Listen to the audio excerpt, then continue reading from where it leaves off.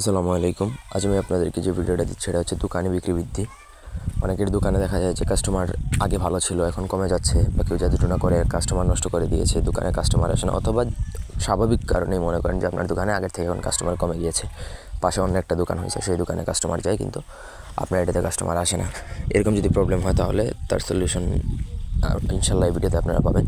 প্রথম থেকে ভিডিওটা না টেনে শেষ পর্যন্ত দেখবেন, আমার চ্যানেলটা সাবস্ক্রাইব করবেন, লাইক করবেন, শেয়ার করবেন। ব্যক্তিগত যে কোনো প্রয়োজন বা যে কোনো কাজের জন্য স্ক্রিনে দেওয়া নাম্বারে সরাসরি ফোনে, হোয়াটসঅ্যাপে বা ইমেতে যোগাযোগ করে যে কোনো কাজ করাতে পারবেন দেশে বা দেশের বাইরে থেকে। দেখুন নকশাটাতে, এটা হচ্ছে কঞ্জুল হাসান কিতাব থেকে।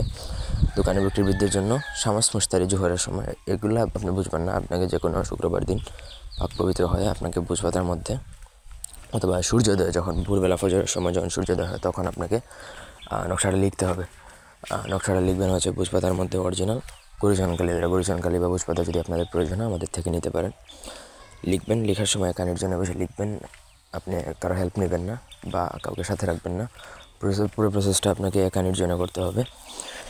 লেখার সময় খেয়াল করবেন যে কোনো ধরনের যেন ভুল না হয়, এবং 100% অ্যাকুরেসি বা অ্যাকুরেটভাবে আপনি লিখবেন।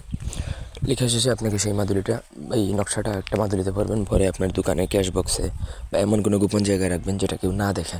আপনি জানলেন অসুবিধা না, বা আপনার দোকানে আরও 1-2 জন জানলে জানতে পারে, এর বেশি যেন কেউ না জানে। এটা রাখার ফলে ইনশাল্লাহ এত পরিমাণে কাস্টমার বৃদ্ধি পাবে যে আপনি নিজে কল্পনা করতে পারবেন না। আগের তুলনায় আর বর্তমানে আপনি নিজেই কম্পেয়ার করলে বুঝতে পারবেন যে কী পরিমাণ আপনার মধ্যে কাস্টমার বাড়বে। এটা খুবই পরীক্ষিত একটা নকশা, প্রপারলি যদি কাজ করেন তাহলে এটা দ্বারা ফলাফল 100% সুনিশ্চিত।